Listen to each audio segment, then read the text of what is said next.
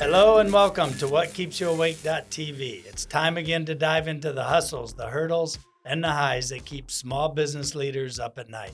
I'm your host, David Hooser, and I'm happy to welcome today's guests, Amiee Blake and William Johner. Thanks for having us. Appreciate it. Yeah. Great to have you here. Amiee and William are partners in an interesting and successful company called Sugar Sugar. Their service is in high demand, and I can't wait for them to share more on how sweet their experience can be, given my personal experience with one of your core services. We'll get more into that later. Amiee and William, welcome to the show.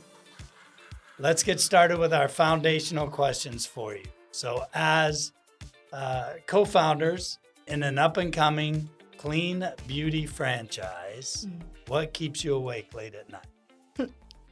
Well, I'll go. First of all, thanks for having us. Business related. Business right. related, right. Well, thanks. Yeah, thank you so much for having us. What doesn't keep us awake at night these days? See. I mean, for me, this is something that initially came from, you know, when you start a business, it comes from heart and passion and all the things that you really care about. Right. And so as we've continued to grow over the past, goodness, we're in our 12th year.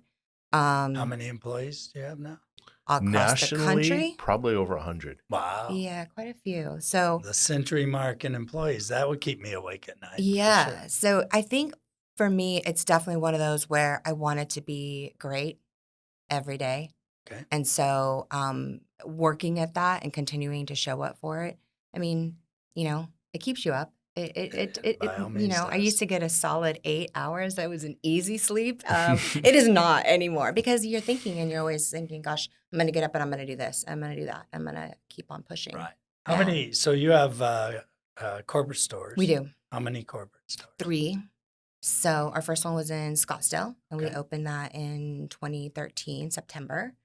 And we honestly didn't open it to become a franchise or grow it nationally. Right. It was built to solve a problem that we saw in the market, Okay. and that's what it was there for. It just was Very really well straightforward. received. Yeah, it was Right. well received. And so we decided, okay, we're going to make a second one. And so we built one in Phoenix. Okay. And then that's when sort of the interest started to peak nationally. So back to the drawing board or the kitchen table, as you will, Okay. and sort of figured out what it would look like to grow it nationally. And our third corporate location's in Chandler, and that's the baby of the 3. And we're done with corporate stores because now we're focusing on making sure that we can support nationally. Yeah, I had As a So, franchise. as a franchise. Great. Yeah, I had a position in tech, and Amiee got busy really fast where we realized her niche was as successful as we hoped or more successful than we hoped. But as I was working my tech job, I started having to field more and more calls in the office from Amiee, like, this is happening. Oh, my God, I don't know what to do about this, payroll, whatever those things were. Sure. Bigger issues, we have to hire again. And so we sort of sat down as a family and said, if we're going to do this together, it's going to have to support the family. It's going to have to be a thing. It's going to have to look like a thing. That was the day we sort of said, no more artisan chalkboards. If this is going to be in North Scottsdale, it needs to look like it's been there forever. Yeah. Like when you walk in the door, you're the last one to learn about this thing that's already everywhere in the country. Nobody wants to be the first person in, and they don't want to be the last person to a party. So Sure. we knew to make it sort of obvious, and that was when we really started changing.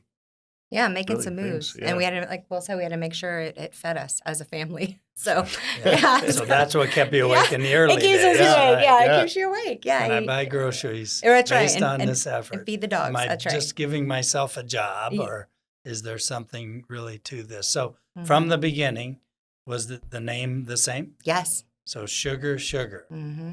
Yeah. That's a great name. Thank you. Thank you. Not easy to get, I would assume, on a national level. It was not easy to No. get. And every once in a while, we'll still run into somebody who Mhm. reaches the trademark, and we have to send a letter out and Gotcha. whatever. Yeah. But yeah, it's a terrific name. Yeah. And Yeah. it's ours. We played with all sorts of different ones, of course. You do. Sure. We really wanted something that was going to catch and that people wouldn't forget. So the fact that it has a little bit of a music, and there's a song, it just people, they may not know what we do, but they'll never forget the name. Right. And there's like 3 songs too. There's different ones There for are different now. generations. There So, are. My so sugar, just about sugar. everybody Yeah. comes in and You sings are it. my candy girl. Yes, Yeah, yeah, yeah. yeah. There's a Yeah. few. Yeah, a lot of people, they don't always, if they meet me or Will, they won't remember me by my first name, but they always say, "Hey, Sugar, Sugar." Sugar. They know. Miss Yeah, Sugar, Sugar. That's right. Yeah, Well, that's cool. yeah. So 3 corporate stores. How many franchise so far? 7 open. 7 open. Mhm. Are mostly in the West? You say all over the country, but They're actually mostly in the East. mostly the Mhm. franchises are Yeah. out East. They are. Yeah. We have them in Florida. So we have like St. John's, Wellington. We have Fort Myers coming. Okay. Charlotte, Bowie. So franchising is not an easy gig. There's a lot of regulations, a lot of legal work you have to do. When did you first decide to grow through franchise? The year maybe. Yeah, Okay. 16, 17 was Yeah. when we first really, we'd had so many clients walk in the door and say, "Oh, I wish you guys were in Pittsburgh," or, as everyone would kind of winter Sure. with us or come Sure, visit. And be like, because "Oh, you it's-" get so many snowbirds Yes, and Yeah. that's visitors exactly during the it. season. Mhm. Yeah. We would actually have folks call too and say, "I'm coming to town. I can't wait to get my appointment," or "You're the first place I'm going to see." Yeah. And we started thinking, wait, so the first place you're going to see when you get off a plane is to come and get your hair come ripped and out get- of you. Yeah. So we knew we had something then, and we knew that it was kind of something that we could maybe scale, and perhaps it was the arrogance of kids that made us think like, well, we'll just put franchises in every city and that'll be Sure. great. But without that in business, what do you have? Right. Right. So that was, I think, probably how Yeah. we started. Yeah. Yeah, 16, 17. Mhm. We only worked in cash for a long time, until this year, actually. And so we started saving our finances, and around 19, we built our franchise disclosure document, Okay. found the team and everything that we needed to have to be able to get all of that up. And in going. 19, how many company store? 2? In 19? Two. Two Yeah. corporate Yep, 2 locations. locations. Yeah. Okay. Yeah. That's Yeah. all you need to start building from. You Yeah. want to show the Yeah. results and Mm-hmm. Yeah, show the results. And at that time, too, we had our systems down. I think that Right. that's one of the things that has benefited us tremendously as a franchise is that there's a lot of franchises that open the doors thinking, we're going they to be a have name. franchise. They Yeah. have a name. We have a name. And they haven't. I mean, Will and I have lived it. We know what it's like to run a busy day, a slow day. Like we understand Yeah. what that feels like. Right. So it only, I think, benefits the franchisees now and then hopefully more to come, that we understand it as true business owners. I mean, we told you after this, we're both going to a different location. So That's right. we'll be there today. So tell me the product offering. So Yeah. very first, open the door. What'd you offer? Sugar. So sugaring is our baby. Okay. We actually trademarked the term comfort sugaring. Okay. It's just how we do it. We wanted it to really reflect what it is, how it goes on the body, how it comes off the body. It's But actually what application is being it's supported through this sugaring process? so it's like how it works is basically what Was you're it asking. hair removal? Yes, I'm It's- sorry. Yeah. I'm so used to just sugaring being hair removal. Exactly, Yes, yes, yes. I'm exactly. sorry. Yes, it is hair removal. Okay. So, and we do, I mean, brows, lips, men's noses, ears, backs, chests, bikini sugaring all day long. Okay. So it is a way to remove hair. And the sugar paste is 100% clean. You could actually eat it if you really Okay. wanted to. Sounds fun. It is. I know. I should have brought a jar. I need to make sure my wife watches this Please, one. please. Sure. We'd love to have her in. Yes. So it removes the hair without breaking it. The way we actually apply the sugar, we extract it in the natural direction of your hair growth, where Okay. wax takes things against the Against grain. it. Yes. So you can cause irritation. I am a witness to You that. have. I'm so sorry. I know. So yeah, we and it doesn't go on hot. So one of the things that is a problem with wax is that you put a stick into the pot, Yeah. you put it on someone's skin, you haven't tested it, Yeah. and you can burn somebody. Burn it. Sugaring doesn't have to go on hot to work. Yeah, and it removes both like vellus hair, so like the fuzzy, like facial. Lighter, Yeah, right. lighter.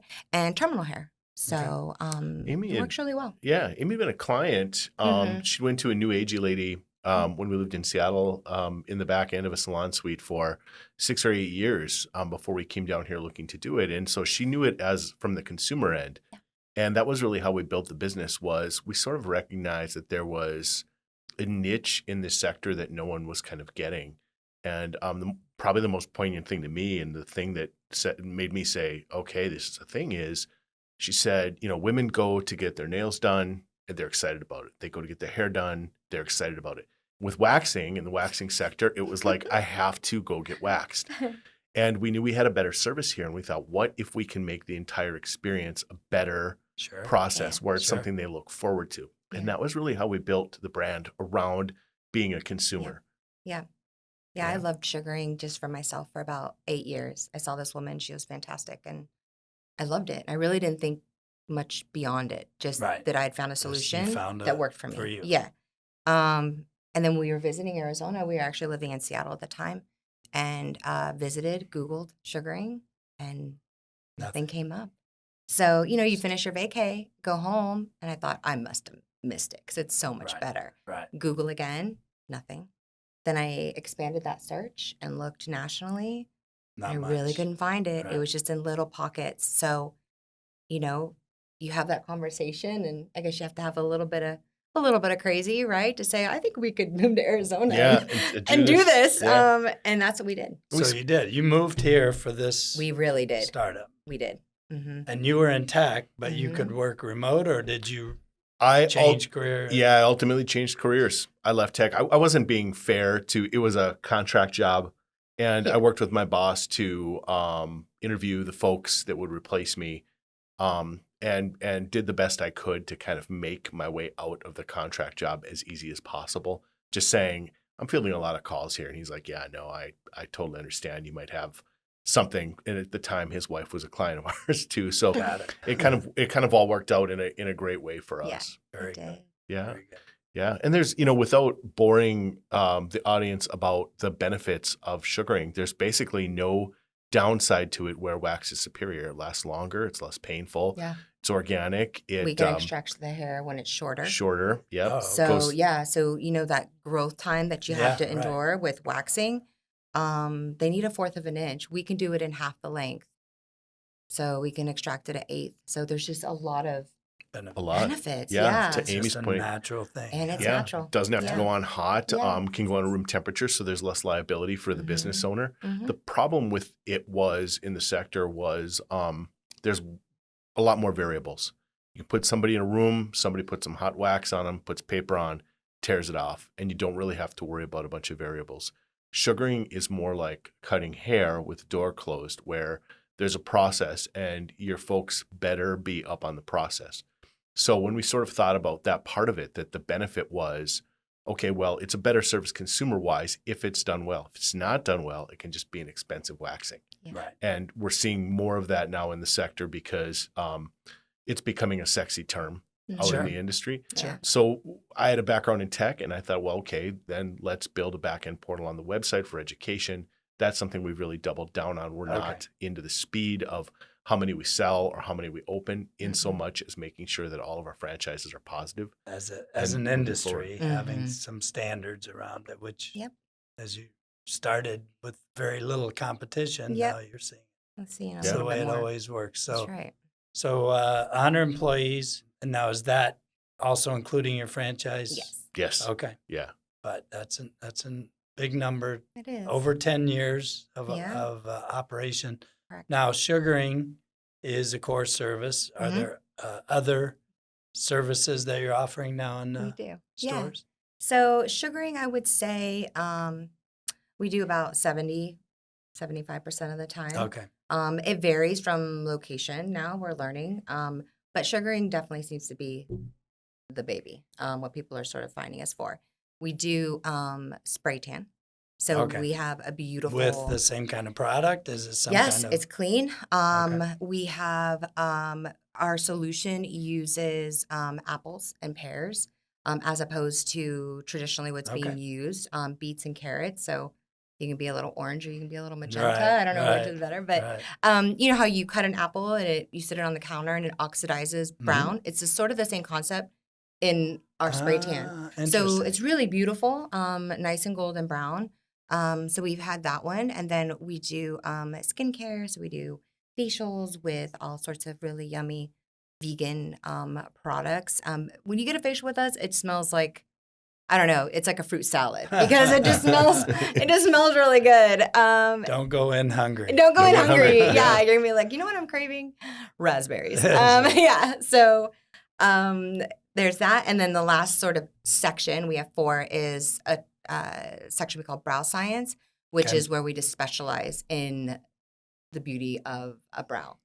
So we can sugar it, we So tint it's things like- sculpting We do. the Mhm, brow, mhm. and you have the different ways you could go about it. One of which is just your core sugaring. Correct. Yeah, sugaring is gonna shape your brow. Okay. So yeah. Can and you so- get it? Can you apply it in such a That's a great exact question. way? Yeah. No. Yes, Do you I have can. to be a skilled technician to need- do things like You that? need to be skilled. You definitely need to go through our training. We call it Sugar University. Okay. And you do have to graduate from there. So all of our sugarists, if you will, on the floor are estheticians when they come to us, and then they go through about a 40-hour education. Additional. Correct. So And then they're they already get- licensed correct. estheticians. Yep. Okay. And then they go through our SSU and graduate, hopefully. Very cool. But yeah, and like Will was saying, like when you start off with sugar, you're not going to be as strong of a sugarist, right? It comes with a little Sure. bit of practice and time, Yeah. but we would never, I guess, let one of our new hires go into a room to fail. That's not Right. what I want as a business owner. It's not Right. what I want for our It's clients. your So reputation. yeah. so. So we try really hard to make sure that they go in there and they feel good about what they're doing. That's So a really great point. Yeah, Yeah. I feel like our business is at the intersection of passionate estheticians who went to school for aesthetics and paid a lot of money at a trade school to get a degree in that. So they're very passionate about skin. Right. And the clients who are typically label readers, as we see more folks reading what's going on Mhm. or what's going in their body, we're finding more folks that are wanting to know what's going on their bodies. yeah. And so that's been a real big benefit for us, is just sort of harnessing that passion and allowing our estheticians to be who they are within the frame of providing the solutions for the clients. Okay. And you mentioned before, what's the delta between pricing when you're doing it your kind of all natural vegan type product way versus the old Traditional wax. rip it off way? We have to be competitive. Okay. So, right now, I can quote you, our local pricing, a good sort of standard is a Brazilian, right? Because we're doing those all day long, Yes. every day. So a Bikini Brazilian, wax. a bikini wax, yeah, or sugar, but Bikini sugar. a bikini sugar. Sounds better. It does. Yeah. There it does. We actually have a pillow that I designed. It sits on our cute in our lobbies, and it says "Wax is so 1988." So, like, why not? But price wise, so our Brazilians are 68, but we do have a membership model now. Oh, you We do? didn't Okay. open one with one, but now we have one. Sure. And it's been wonderful. Our clients have been really receptive to it. So if you're coming in monthly for your sugaring, it's $56.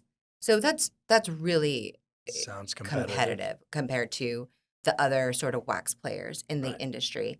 And it rhymes. It's Sugar Fix is the name of it. Yeah. And it's 56. So the Sugar it Fix does, is Sugar right. 56 Okay. Yeah. It does.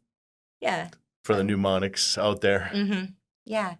So, and what I think our clients find is that when they do, because I'd gotten waxed. I lived through that a couple of times, and I thought, I'm not like You you. felt I'm my not pain. doing that again. Like Yeah. that was just a horrible experience. It hurt.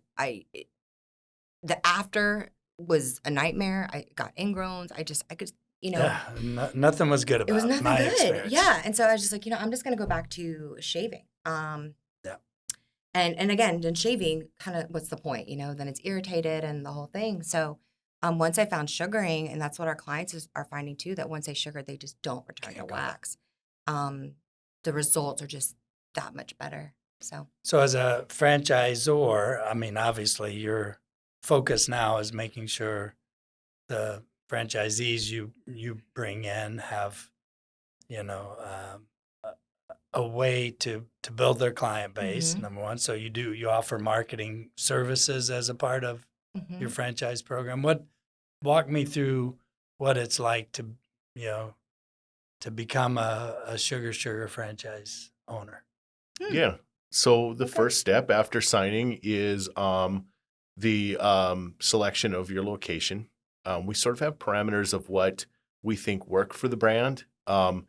Everybody knows it. No one will admit it, but we all judge businesses by the company they keep in the strip malls or areas that they Mhm. kind of operate. Right.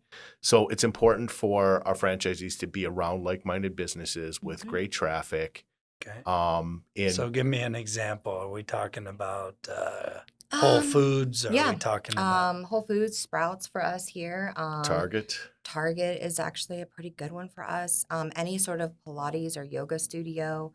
Our Okay. Scottsdale location is we'll drop Chop Shop's name on the podcast. Okay. They're right next door to us. So it's that's Shay and Scottsdale. It's Scottsdale and Frank Lloyd Wright. Chop Shop. Okay. It's up by the Yep. airport. Nordstrom Okay. Rack is in that Yeah, complex Nordstrom's is too. in Nordstrom there. Rack. Okay. Yeah. So Promenade. yeah, Promenade, yeah, that's you know it. it. Yeah. Okay. So yeah, we definitely like, and we have a team. You know, now we've been doing this for a minute, so Sure. we have a group, and we have a great guy, Dave, that goes and seeks out the right location. Okay. And our footprint, our ideal is probably about 1,200 square feet. Okay. It can go How a little many bigger. salon? How many treatment Mm. rooms? Usually, you want within that you can build maybe 3 to 4 sugaring, and then you want them to be able to switch to do a facial. Okay. And then a couple of tan rooms is usually ideal. Standing tan spray, hand spray. We do a custom airbrush tan. Okay, So yeah, airbrush. there's no machine. It's all laid by the sugarist, the Okay. technician. Yeah, that part's pretty easy. It's really sort of building it out like building blocks according to what we see as the sizes for the rooms, which is great. We have a build group who can help with the build through that process Okay. too. At that point, when they start building, that's when we really start working them in with Sugar University, so they kind of get a feel for being in the company and those things that they have to know. And we've had, pushback in time where folks are like, why do I have to learn this? I'm so far away. Well, there's a lot of value in there's things that are happening around them that they don't always know that they're missing. Sure. So you do on-site. You're local. They have to come to Arizona Correct. for training. Correct. Yep. Okay. They come to us for ops training. Okay. They spend 4 days with us here as owners of their new business, and then it's a lot of fun. I mean, we go through it all, and they're in one of our studios, so they kind of get to see it happening around them, Sure. which is great. Sure. And then when they get closer to opening, usually about a month before the expected opening date, it tends to move because that's just life. But then myself or some of my team, usually about 2 or 3 of us, will fly to them, and we will spend 5 days with them and their new hires and get through sugar training. Okay. Yeah. And then any of their team members, they come down for the university. I guess you have university ops side and university do. services side. We do. We have it all in there Okay. with Very cool. videos and all that good stuff. So it's really helpful. So Yeah. let's talk a little bit off track, but you guys are not just business partners. Nope. Okay. So you're life partners. We are adversaries, We're professional. brother and sister. brother- No, Okay. we are married. Okay. We've been married for almost 20 years. 20 years this fall. Yeah. Congrats. That's Thanks. awesome. Yeah. And I told you tomorrow's my I know. 3rd anniversary. Congratulations. Yeah, And, very cool. Since we're so far into this, by now my wife would have tuned out, so I'll let the audience know I forgot. I didn't forget the date. I just forgot it was coming up tomorrow. It's not like I forget our anniversary. I get it. I didn't get it. say- at least it's not same day. That's right. Yeah, that could Yeah, be you have worse. time to Yeah. you have time to Have time. do things. I Yeah. have to- Mm-hmm. But so how does that create pressure on the business? Who does what? How do you guys Yeah. divide and conquer? We're both, luckily, we're both good at different things. Okay. We're both type A's. We are both type Okay. A's. I already got that from what keeps you awake. Yeah, I already could sense that. But I think, I always say that, the good thing is, like, Will might see something and feel that this is the path that we need to take to get there. And I think this is the path to get there. But the goal is typically the same. So we're always unified on where we want to get to. It's just how we get All there. right. Early on, Yeah. we sort of learned to respect each other's boundaries for the job. I don't particularly talk to Amie's staff about their jobs or those kinds of things. I kind of steer clear into my domain, and she does the same for me. We found that really helps everyone too. It helps the staff sort of have a clear voice as something as well. So I think that's been really helpful for us. A lot of times they'll ask me, "Hey, I have this going on. Can this?" And I'm like, "You're going to have to ask your boss." Yeah, right. Because and maybe so, I'll even. So you stay in your lane. Stay in your lane. Yeah, Yeah. we both try to. Yeah. But we always, he's going to be the person that I go to, with what do you think about this? And he comes to me with what do you think about this? Right. That's natural. And disagree behind closed doors And too. we disagree. That's something That's that's part of important. life, but like I said, the goals are usually aligned. And so that's a good thing. There's way less of it than there could be. And I think one of the things we've run into a lot with folks is they've always asked us, like, how do you do that with your spouse or your partner? Like, I've heard horror stories. And I used to make a joke that was, can I tell the joke? I'm not sure which joke it is. The island joke.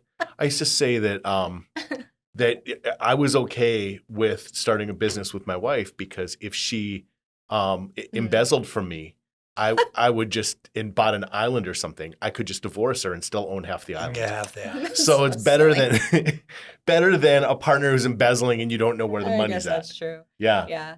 I think the hardest thing being married and being in business, and my parents were the same. So I sort of they were. Yeah, I had a front row seat to that. So I think for it it's hard sometimes to shut it off, that you talk about sugar when you should talk about something else. At night. Yeah. It's time. There just should be a point where you just say, no more sugar talk. But it's hard, because we started this thing and I said that I wanted it to be great. So I think about it a lot and I talk about it a lot. It gets me up in the morning. So. And those things that people would typically share at work, about the coworker that's bugging you or whatever, she's bringing to me at the end of the day. So our commonality ends up being something where we kind of, So we had to you have to kind of think about, okay, I need a hobby. So, what else can I do that isn't? Full disclosure, I love Legos. Amy plays a lot of And Legos. I love it. And I'm good at them and I do them fast. So it's a great sort of way to sort of disconnect. They're not easy. I love them. Puzzles. When you say Legos, I remember the box I bought for my son when he was, 3 years old. Yeah. They're not that box. No. You watch these elaborate structures get built. It's pretty amazing. Challenging. Yeah, they're fun. But, it's a good way to sort of disconnect and Sure. put sugar on the back burner for an hour. Sure. So we both have those things. But yeah. Yeah, I've played guitar for 20 or 25 years. I have a unhealthy habit of collecting guitars. It's not unhealthy. It's what you love. Well, maybe not. Yeah. As long as you use them That's or right. admire them. That's right. They're not just hanging on a wall. Right. Yeah. No, it's good. But And your life will change as your franchisee count grows. Because I had I had partners in 24 countries around the world before I sold my school. Okay. And I promised them that if they need me, they call and that I'll answer. The problem is that's every time zone in the globe. 24/7. You guys have, 4, maybe 5 time zones you're going to be having to deal with. So It's true. that's a pretty big span of your day. Mhm. What was the hardest part of the change for you, or when you realized that you sort of needed to change through that process? If you don't mind me asking. Of Of how to manage Mhm. that. Yeah. The hardest, the one thing I told them was, of course, my franchisees were like my family, right? But they set in the priority structure right behind my kids. So just so you know, if I'm in the middle of my kids' event, that's the only time I won't respond. Yep. We used every communication tool for all my Chinese partners. It was WeChat. For South American partners, it was WhatsApp. And for, there was every app out there. Every region had, different tools that they had settled in on. Skype at the time. And so I had every one of those on my phone, every one of them on ready. I would fall asleep with my, Mac setting on beside me in case someone, So that was, it was my promise to them. Now, it's funny because the very first time I went overseas, I got called by a potential partner in China, in Kunming, China. And I show up and at this time I had the ponytail. So this was back in 2012. Okay. I get a call and I go. Yep. I show up and they go, "Oh, the teacher's here," because I have a ponytail. And it was like, no, I started this school. I'm founder of the school. I still operate the school. Well, you look like the teacher, so I had to go corporate. So in 2013, I cut and went back to I'm a tech guy, electrical engineer, moved to Silicon Valley, worked for AMD. Okay. Came to Phoenix with Motorola Semiconductor. Okay. Ran one of the operations here. So before going out on my first venture. So it's nothing like it. You guys have been doing your business. You're not a startup anymore by any means, but in a new growth stage. So that's going to take a lot of your time, and it's going to challenge your personal time. And do you guys have kids? We do not. No, the business is just dogs. You have franchise locations as your children, right? Yeah. Yep. Okay. And like children, we love them all. Absolutely. There's some that by day you feel better about than others. You're happy when they go back to mom and dad. Yeah. Yes. And that's the way franchises will be too. Yeah. I started an online hybrid mail marketing system back in the early days of the internet. Okay. And we did marketing services for we did compliant marketing mailing services for a lot of franchises. Little Caesars was one of our first. They had 3,400 locations. So their franchisees could come in, select offers, mix and match, select from pre-approved campaign materials. So the son, Ray Illich's daughter, was the head of marketing, and she brought in all of these pink and purple, which should not be, Little Caesars marketing cards, and said, "We will never allow this again." Fortunately, one of my friends was one of the regional directors for them, came to me. We had a consumer-based version of that, postcards from the web, so 1-to-1. And so we got our first start with a corporate franchise. And then I ultimately had numerous, but got involved with a group called Ledger Plus at the time. They had their marketing, tax services, accounting services, back office accounting services, so payroll and general ledger accounting and tax work for small businesses. And so I got involved with John. Got a call from H&R Block. I called John saying, I can't not go make this sales call because, this is the big dog in your space. Yeah. And so he asked one favor. He said, "Meet me as you're flying to Kansas City. Meet me in Dallas." So I said, "Okay. Is it something urgent?" He goes, "Just meet me. Just connect in Dallas for a couple hours. Won't hurt you. And then make your connection." So I scheduled it that way. And he offered to merge my marketing services company with his franchisee. So we grew.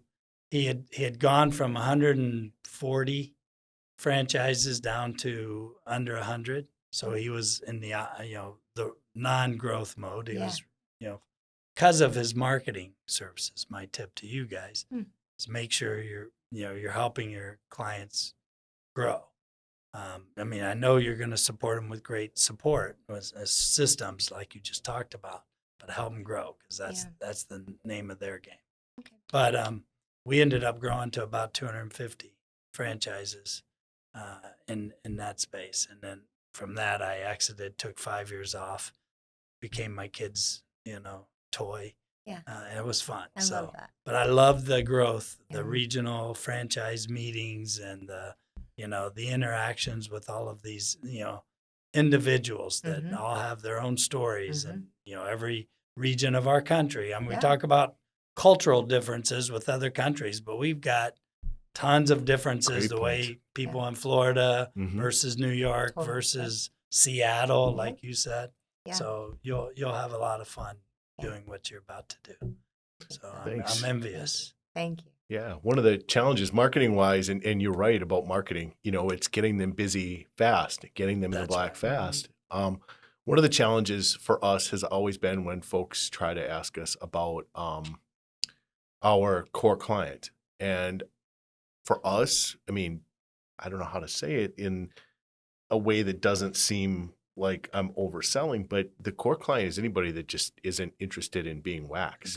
That's me. I mean, you would look at me and go, I'm not going to do a Brazilian. Right. Yeah. But this hair. Yeah. Yep. I don't want to coming back as fast as it does. Yep. Underarms for men. Cause I mean, the pit stick is horrible, just sitting on the backs. Yeah. We see a lot of that chest. Somebody's got a particularly hairy chest. Ears and noses. Remember the movie Hitch? Yeah. No. Yes. Will Smith. I do. And he's trying to get his client ready, and he's holding him down, talking on the phone. They're ripping. Yep. I mean, that's what we think when we think of, that experience. The 40-year-old version. Yeah, exactly. Yeah, for sure. Yeah. So finding that client everywhere for that franchisee is always challenging because we have clients that range in age from, oh my goodness, like 14, 15. No, we have a 12-year-old right now. Wow. Yeah. Up to 70. Right. Yeah. Right. So it's everyone. It really is. Yeah. And finding them on their platforms and in their ways can be challenging. So we start in sort of the middle where we see the majority of our clients and work our way out. And then maybe the majority of our clients is, demos wise, is what, 28 to 44 or something? And maybe that's only 15% of our clientele. Right. But we have to sort of start somewhere and work out. The early adopters. Yes. Yeah. Well said. Okay. Yeah. Well, so last chance here before we take a break. And then if there's other things you want to talk about, we can come back on another episode. But how do people get a hold of it? Well, our website is mysugarsugar.com. Which is great. I love that. Thank you. And Sugar, it's pretty easy. If you punch it in, Google might produce the Archie song for you right away. Yeah. But if you look down, you'll probably see us. On social media, Sugar Official. Also very easy to find. And you're looking for franchise individuals that might be interested in business opportunity. We are, yeah. We have a number of markets that we sort of see, maybe 35 or 40 markets that we sort of see within, I don't know, maybe 15 or 20 states. We're not in any hurry because for us, it's about maintaining healthy businesses. Yeah. But when we see the right person, we just qualified some folks not too long ago where we saw them and we're like, hey, maybe we're up to max capacity, but then we thought, these guys are great. Right. So for us, it's really just about finding folks that we think can do the business rather than just taking a paycheck or taking a check. Sure. From folks. Yeah. Sure. It's been valuable. Yeah. We find a lot of people that are interested in Sugar have a background in nursing. Like we interesting. yeah. So Great point. they're sort of, they've done medicine for quite some time and they're just ready to do something for themselves. So we have a few nurses. We have people that have done HR. So that's been, and they know ops really well. Right. We actually have some that have been a part of other franchise concepts. Okay. And they sort of understand that, but they just didn't want to be involved in, a lot of them were in the food sector Sure. of franchise, Sure. and they didn't want to be involved in that anymore, just because of all the things that can go on with Go wrong. food. And so that's been great because they understand it a little bit more. But yeah, no, we're always willing to have that conversation with somebody that maybe wants to be their own boss, for Okay. a lack of but we are picky because we want it to work, Well, them. now with the launch of anything, as you expand, you want to make sure that base is strong. So. Exactly. And then you have 3 stores Mhm. in Scottsdale and Phoenix and Chandler. Yes, sir. do. Yep. So people just go to My Sugar Sugar. They Yep. can find the location. Yes, they can book online. They All right. can give us a call. We always have somebody that will answer the phone. That's one of the things that you'll find at Sugar Sugar. It isn't a robot Right. of any sort. And Yeah. always an Yeah. esthetician too. Yeah, there's always someone there. Yeah. For sure. Kind of Alright. guide you into your Yeah. territory. Yeah. Very cool. Well, thanks to for taking the time to join us today, and we'll keep following you as you grow. Please. Yeah, Thanks for thank having you. us. It was Yeah. awesome. And everyone out there, thanks for joining this episode. Remember to like or subscribe to What Keeps You Awake.tv. Tell your friends to join a future episode. Thanks for joining.